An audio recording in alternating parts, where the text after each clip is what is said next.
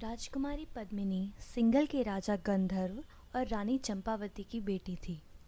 वो इतनी सुंदर थी कि उनकी खूबसूरती के चर्चे दूर दूर तक फैले हुए थे। उनके लिए एक योग्य वर का चुनाव करने के लिए राजा गंधर्व ने एक स्वयंवर आयोजित किया, जिसमें पद्मिनी की सुंदरता की कहानियां सुन के कई राजाओं ने भाग लिया।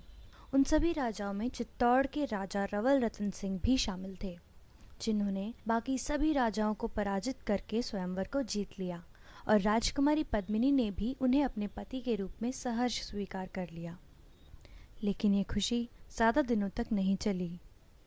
उस वक्त दिल्ली की सल्तनत पर बादशाह अलाउद्दीन खिलजी का शासन था। अलाउद्दीन खिलजी एक लालची और निर्दयी सुल्तान था, और जब उसके कानों में पद्मिनी की सुंदरता की तारीफें पड़ी, वो उसे पाने के लिए बेचैन हो उठा और उसने रानी को पाने के लिए चित्तौड़ पर आक्रमण कर दिया। उसने चित्तौड़ के किले को कई महीनों तक घेरे रखा। सुल्तान की सेना चित्तौड़ की सेना से गिनती, युद्ध कौशल और हथियारबंदी हर चीज़ में कई गुना आगे थी। लेकिन चित्तौड़ के किले की रचना इतनी कुशलता से की गई थी कि गिनती में कम होने के बावजूद चित्तौड़ के वीर सैनिकों को सुल्तान की सेना हरा नहीं पाई और किले के 7 दरवाज़ों में से एक भी दरवाज़ा नहीं तोड़ पाई। अब ऐसे में सुल्तान ने छल से काम लेने की सोची।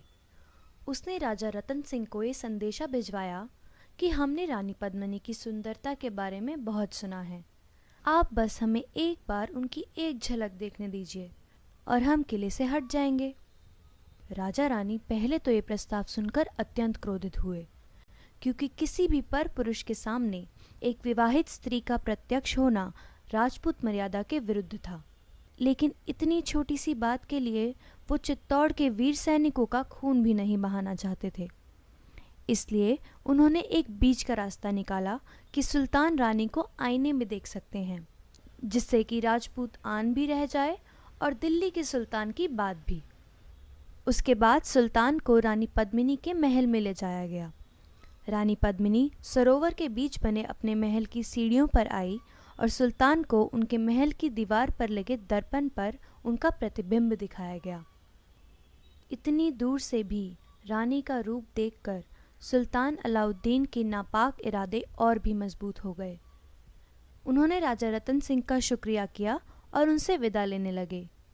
राजा को बातों में लगाकर सुल्तान उनसे किले के 7 द्वार पार करवा लाए, और जैसे ही वे आखिरी द्वार पर पहुंचे, जाल बिछाए तैयार सुल्तान के सैनिकों ने रतन सिंह को बंदी बना लिया और उन्हें दुर्ग के बाहर एक शिविर में कैद कर लिया।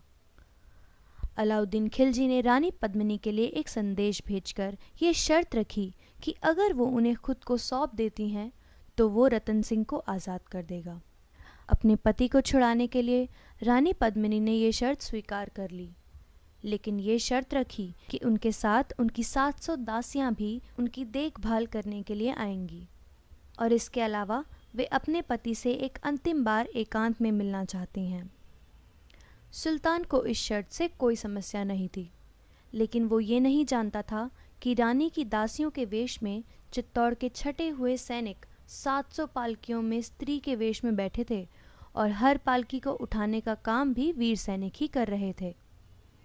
कड़े पहरे के बीच रानी की पालकी को सीधा उस शिविर में उतारा गया जहां पर रतन सिंह को कैद कर रखा था। लेकिन उस पालकी में भी पद्मिनी नहीं, बल्कि उनका 12 साल का भतीजा बादल था, जिसने आते ही रतन सिंह को आज़ाद किया और उसके एक इशारे पर सभी सैनिक पालकियों से उतरकर अचानक ही सुल्तान की सेना पर टूट पड़े।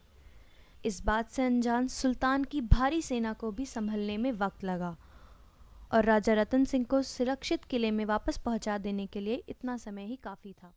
उस दिन के बाद कई दिनों तक सुल्तान और चित्तौड़ के सैनिकों में युद्ध चलता रहा, लेकिन धीरे धीरे चित्तौड़ के वीर सैनिक वीर गति को प्राप्त होने लगे और चित्तौड़ का किला कमज़ोर पड़ने लगा।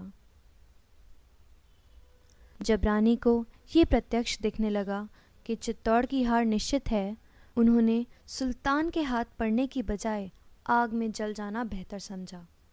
किले की सभी महिलाओं ने भी उनके इस निर्णय का समर्थन किया। राजपूतों में इस प्रथा को जौहर का नाम दिया जाता था। एक तरफ जहां सुल्तान किले के द्वार पे द्वार भेद रहे थे, तो वहीं इस तरफ किले के अंदर एक विशाल चिता का निर्माण किया गया। रानी पद्मिनी के साथ 16,000 राजपूत महिलाओं ने अपने संबंधियों से अंतिम विदा ली और उस जलती चिता में आहुति की तरह समा गई। और थोड़ी ही देर में वो सौंदर्य, जिसके ऊपर पूरे साम्राज्य को गर्व था, आग की लपटों में स्वाहा होकर कीर्ति कुंदन बन गया। महाराणा रतन सिंह के नेतृत्व में 30,000 राजपूत सैनिक केसरिया बाना बांधकर हर हर महादेव का नारा लगाते हुए सुल्तान की सेना पर भूखे शेरों की तरह टूट पड़े और अद्भुत पराक्रम दिखाते हुए वीर गति को प्राप्त हुए। खून से रंगारंग सुल्तान ने जब किले में प्रवेश किया तो भीतर उसे कोई भी नहीं मिला। रानी पद्मिनी के जौहर की जीत हुई और ये जौहर इस बात का प्रतीक था कि भारत की स्त्रियों के लिए उनका सम्मान, उनका स्वाभिमान सर्वोपरि है।